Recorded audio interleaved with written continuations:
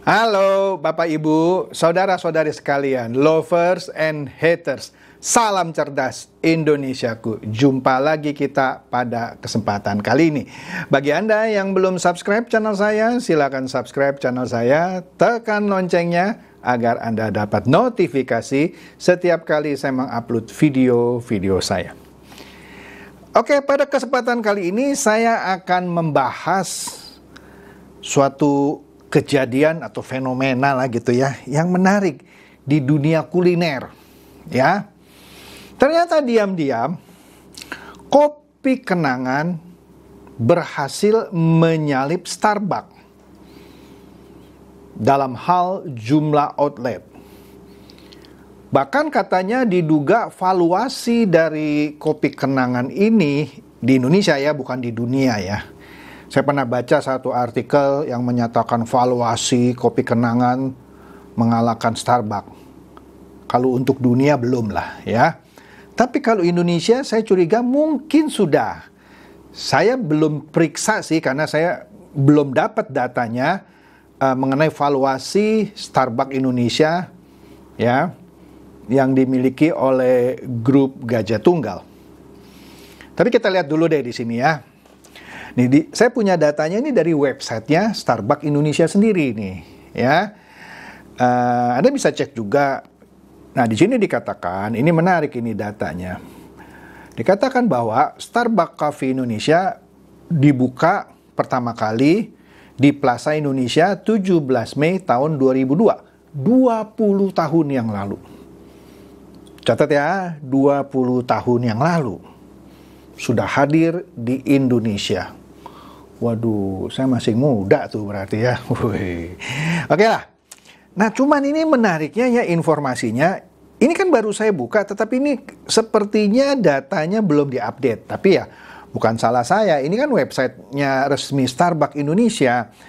Datanya masih sampai Januari 2018. Saya kok curiga setelah Januari 2018 seharusnya Starbucks masih membuka beberapa kafe-kafenya baru ya. Tapi oke lah, memang ditulisnya begini kok ya. Nah, Starbucks Indonesia tercatat sejak Januari 2018 atau pada tepatnya Januari 2018 gitu maksudnya ya. Di Indonesia ini memiliki 326 outlet. Ya, di 22 kota, 326 outlet di 22 kota, ya, wah, dan bla bla bla bla bla bla lah, ya, oke. Jadi saya pentingnya di sini dia sudah berdiri 20 tahun lebih sedikit yang lalu dan di Januari 2018 dia punya 326 outlet. Kafe gitu ya, di 22 kota ya. Sayangnya saya nggak dapat ini yang 2022 karena website resminya cuma bilang di Januari 2018. Tapi oke deh. Mari kita lihat yang versi lokal nih ya, kopi kenangan. Kopi kenangan di websitenya dia tulis ada 672 outlet. Iya, bener nih ya, saya nggak salah baca nih, 672 outlet. Astaga, iya. Artinya ini, aduh, 2 kali lipat lebih loh dari Starbucks tadi yang dikatakan pada Januari 2018. Memang saya nggak dapat yang 2022. Kalau ternyata itu data 2018 sampai sekarang tetap segitu, tidak ada penambahan, artinya kopi kenangan ini totalnya dia punya 2 kali lipat outlet lebih banyak dari Starbucks.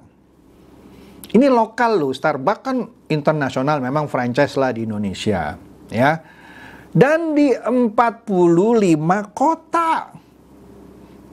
Juga 2 kali lipat lebih sedikit dari tadi berapa itu? 22 kota ya kalau saya nggak salah. Iya, 22 kota kalau Starbucks. Ini ada di 45 kota. Luar biasa. Luar biasa. Nah, kita lihat ya. Kita berkenalan dulu dan ya dengan para pendiri Kopi Kenangan. Nanti kita balik lagi ya antara Starbucks dan Kopi Kenangan. Kopi Kenangan ini didirikan oleh 3 orang katanya, yaitu Edward Tirtanata yang sampai sekarang menjadi CEO-nya, kemudian James Prananto sebagai COO, Chief Operation Officer, CEO itu Chief Executive Officer. Kadang-kadang orang suka bercanda Chief Everything Officer, oke deh. Kemudian Cynthia Khairunisa sebagai CMO, Chief Marketing Officer. Ini 3 orang pendiri Kopi Kenangan. Ya, menariknya Kopi Kenangan itu juga belum 20 tahun seperti Starbucks. Starbucks kan tadi dari 2002 kan, Mei kan. Sedangkan Kopi Kenangan belum 20 tahun. Iya, belum 20 tahun. Nah, kita lihat di sini ya. Sebentar nih, saya lihat nih. Nah, katanya sekarang valuasi dari Kopi Kenangan sudah lebih dari 14,2 triliun. Ya. Dan meraih status unicorn. Dan katanya inilah unicorn di bidang kuliner pertama di Asia Tenggara. Di Asia Tenggara. Nah, valuasinya yang tadi yang saya bilang 14,2 triliun itu karena dia baru-baru ini bisa berkembang begitu besar juga karena baru-baru ini dia dapat suntikan dana segar, ya. Ya sudah beberapa bulan yang lalu lah sebenarnya, ya.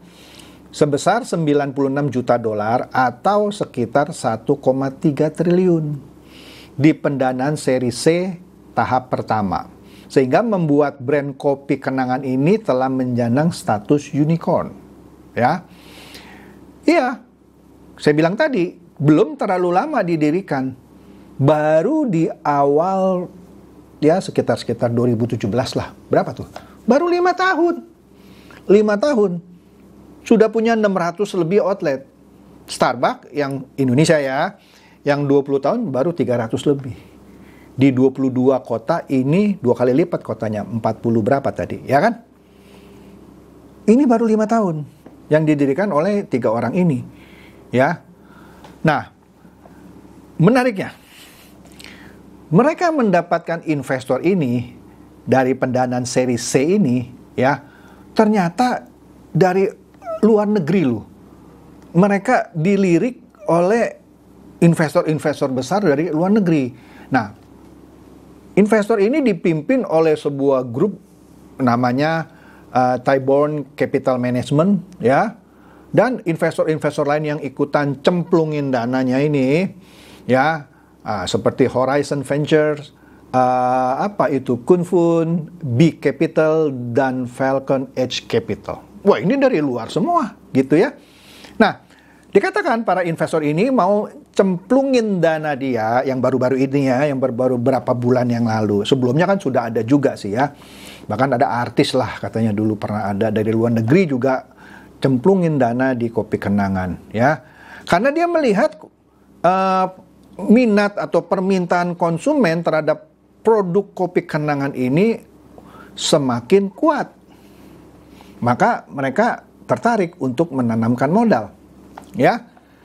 Nah, sehingga sekarang yang tadi sudah saya katakan juga valuasi dari Kopi Kenangan Indonesia ini lebih dari 14,2 triliun, ya.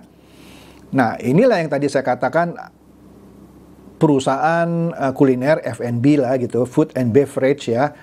Pertama di Asia Tenggara yang meraih status unicorn, ya. Oke. Nah, kenapa dia bisa mengalahkan ya soal outlet dan eksistensinya di beberapa kota yang lebih banyak dan juga menarik minat para investor asing gitu ya. Nah, ternyata kalau saya lihat dari laporan-laporan yang ada bahwa dia pintar memilih segmen pasar dan kebetulan segmen pasar yang dipilih tepat, produknya juga pas, dan mereka serius sungguh-sungguh. Nah, di sini saya juga pernah coba sih ya. Saya pernah coba beberapa kopi yang ada di sana gitu ya. Nah, menurut saya yang menarik perhatian banyak orang dan menarik minat banyak orang adalah mereka ini menargetkan segmennya nggak tinggi-tinggi amat gitu. Walaupun tetap aja ada orang yang kelas atas yang pesan kopi kenangan. Harga kopinya rata-rata ya, yang kalau saya amati sekilas gitu ya, cuman separuh dari harga kopi Starbucks. Starbucks coba Anda masuklah ya, minimum gitu ya, 50.000 sampai 60.000 satu cup yang besar gitu ya. Dia baru separuhnya. Kalau soal rasa, saya sih mengembalikan ke selera orang masing-masing. Ada yang tetap bilang, wah Starbucks tetap lebih enak. Tapi ada juga yang bilang, enggak kok, kopi kenangan meskipun harganya separuh, malah menurut lidah saya lebih enak dari Starbucks. Ya sekali lagi ya, itu soal selera. Tetapi yang menarik perhatian saya di sini adalah dikatakan bahwa di prestasi yang dicetak oleh kopi kenangan ini, yaitu tadi ya, menjadi unicorn F&B pertama di Asia Tenggara, ya yang mana sebelum-sebelumnya kita tahu kan, sudah ada yang unicorn di Indonesia seperti Bukalapak, Traveloka gitu ya, Gojek, Tokopedia, dan lain-lain gitu ya. Nah, sekarang ini dia sudah jadi yang pertama F&B unicorn di Asia Tenggara. Nah, kembali lagi. Nanti kita lihat lagi ya, apa sih yang membuat ini menarik. Nah, di sini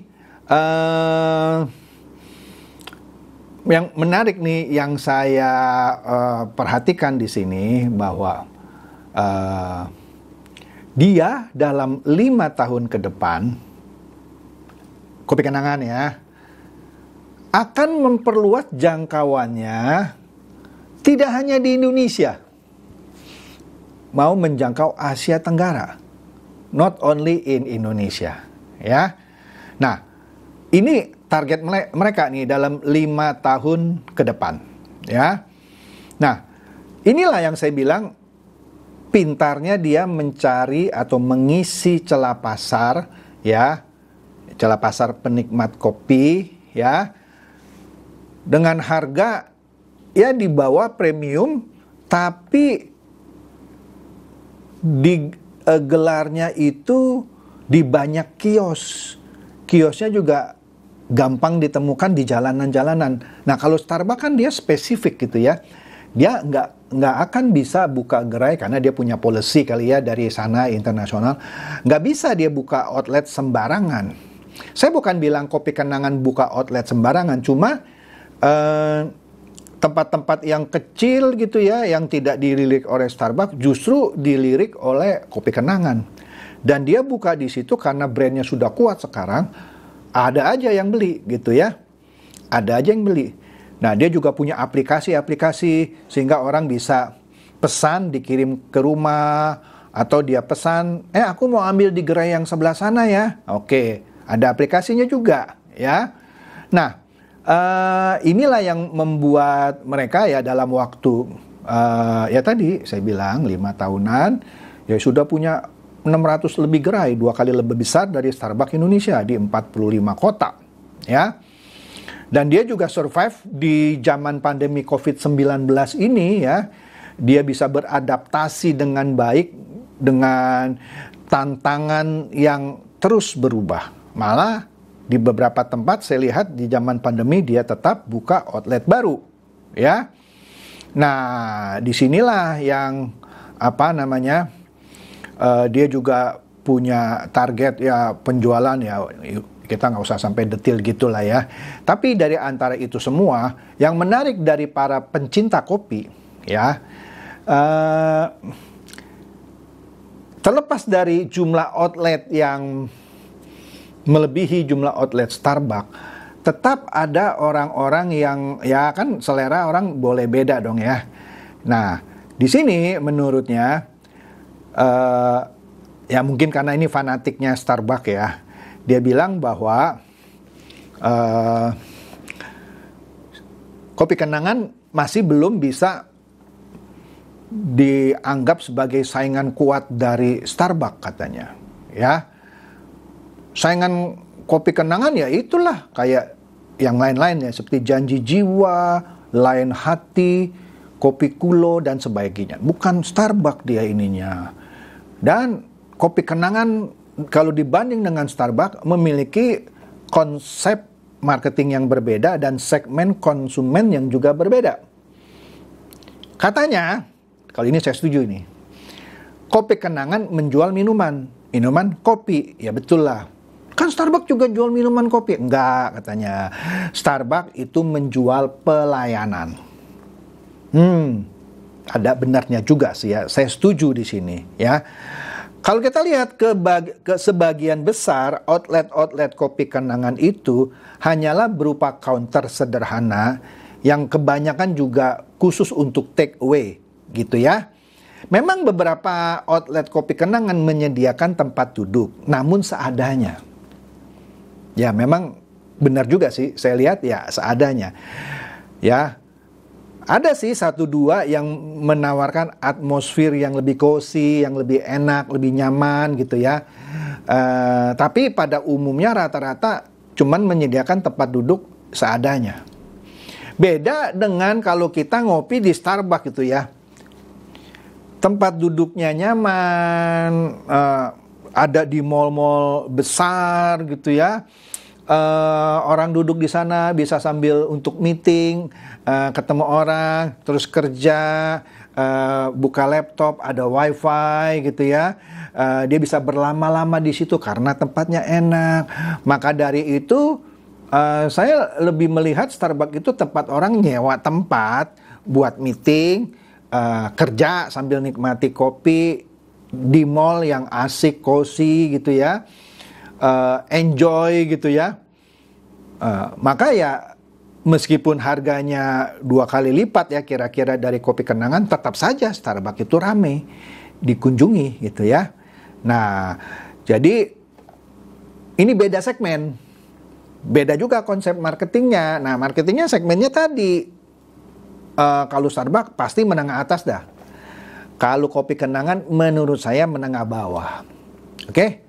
Nah, jadi dengan kata lain, bagi para pencinta kopi, apalagi yang fanatik dengan Starbucks, kopi kenangan tidak dianggap sebagai saingan serius bagi Starbucks, ya. Karena bagi mereka, kopi kenangan hanya tok menjual minuman, yaitu minuman kopi, tapi Starbucks lebih dari itu. Ya, dia jualan kopi juga, tapi memberikan experience, memberikan kenyamanan, sambil orang menikmati kopi. Tapi apapun juga kita patut mengacungkan jempol gitu ya, buat kopi kenangan yang asli dari Indonesia, yang dibentuk oleh 3 orang, dibangun oleh 3 orang ini dan berhasil menjadi unicorn pertama food and beverage di Asia Tenggara. Nah, hal-hal seperti inilah yang patut dicontoh oleh Anda-Anda yang memang tertarik untuk berbisnis gitu ya. Bukan bisnisnya bikin money game ponzi, tipu-tipu orang gitu ya, terus kabur, bikin lagi ponzi, tipu orang. Ada aja lagi bebek dungu yang mau ikut itu. Nah, yang hal seperti ini perlu dicontoh bagi Anda yang mau membuat bisnis ya. Bukan membuat bisnis money game ponzi. Itu saja review saya yang sederhana dan singkat mengenai kopi kenangan dan Starbucks. Semoga ini mencerdaskan dan mencerahkan Anda semua. Silakan share video saya ini kepada teman-teman, sahabat, atau kerabat supaya mereka tambah cerdas dan tercerahkan. Seperti biasa, terima kasih.